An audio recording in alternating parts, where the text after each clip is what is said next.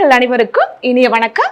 எண்கள் நமது கண்கள் இந்த அருமையான நிகழ்ச்சியின் மூலியமா உங்களை பார்க்கறதுல எனக்கு ரொம்பவே சந்தோஷம். ஈஸ்வரன் கோயில்ல துர்க்கையம்மனை பற்றி கொஞ்சம் விளக்கமா சொல்லணும். பொதுவாகவே பெண்களுக்கு நோய்வாய்ப்படுறப்ப சாதாரண செவ்வாய்க்கிழமையில் 3 to 4 நம்ம அருகில் இருக்கும் விஷ்ணு துர்க்கை போய் அரளிப்பூ மாலை போட்டு வழிபாடு செய்தால் அந்த நோய்த்தன்மைகள் நீங்கும் நான் நிறைய சொல்லிக்கிறேன். அதே மாதிரி அவங்க நோய்களாக தீர்ந்துருக்குது, நிறைய பார்த்துருக்குறோம். பட்டீஸ்வரம் ஒரு முக்கியமான ஆலயம்.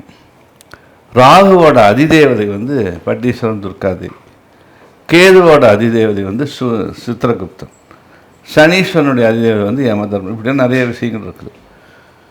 ஒரு சமயம் அம்பாளானவர் பூலோகத்துக்கு தவம் செய்ய வந்துட்டாங்க. அப்போ தவம் செய்ய வந்தவங்களுக்கு சப்போர்ட்டாக தேவர்கள் முடிவு மரமாவோ செடியாவோ மாடுகளாகவோ ஆடுகளாகவோ அவங்க சப்போர்ட்டாக வந்திருக்கிறாங்க அம்பாளுக்கு. அப்போ காமதேனும் வந்திருக்கு. அதுக்கு 4 குழந்தைகள், பட்டின்னு ஒன்று, விமலான்னு ஒன்று, சுபலான்னு ஒன்று, நந்தினின்னு ஒன்று, 4 குழந்தைகள் இருக்கிறாங்க.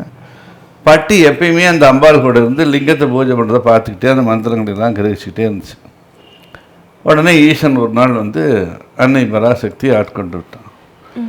இந்த பட்டிக்கு ஒரு யோசனை என்னன்னா, பட்டின்னா பசு, நாமும் அந்த மந்திரங்களை சொன்னால் நமக்கும் ஒரு முக்தி கிடைக்கும். அந்த லிங்கத்தை தொடர்ந்து வழிபாடு செய்யுது. அதே மாதிரி ஒரு இறைவனுடைய அருள் அவருக்கு கிடச்சிருச்சு. துர்காதேவியாக நின்று இங்கே நீங்கள் அருள் பாலிக்கணும்.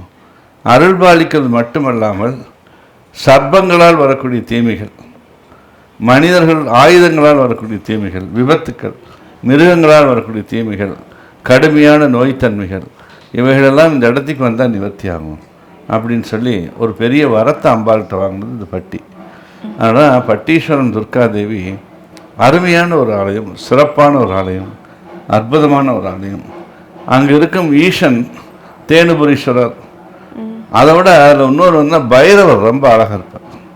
பைரவமூர்த்தி பார்த்துட்டே இருக்கலாம். அப்படி ஒரு தத்துவமாக அவரே நிற்கிற மாதிரி இருக்கக்கூடிய அழகான ஒரு பைரவர். இப்படி ஒரு ஆகரண சக்தி நிறைந்த பட்டீஸ்வரன் துர்க்கையை நாம் வழிபாடு செய்யும் பொழுது பலவிதமான நன்மைகள் நமக்கு பலவிதமான ரூபத்தில் கிடைக்கும். அப்படிப்பட்ட ஒரு ஆகர்ஷண சக்தி தான் பட்டீஸ்வரம். பட்டி வழிபட்ட ஸ்தலம்னால பட்டீஸ்வரம் கும்பகோணத்துக்கிட்ட இருக்கு. இது எப்பெல்லாம் போய் வழிபாடு பண்ணலாம் சார்? அவங்களுக்கு எந்த காலம் வேணாலும் போல. வெள்ளிக்கிழமை ராகு காலத்தில் மலர்களால் அர்ச்சனை பண்ணுவாங்க, அருமையாக இருக்கும். அந்த சிலையவே மூடிடுவாங்க, மலர்கள் கொட்டிக்கிட்டே இருப்பாங்க.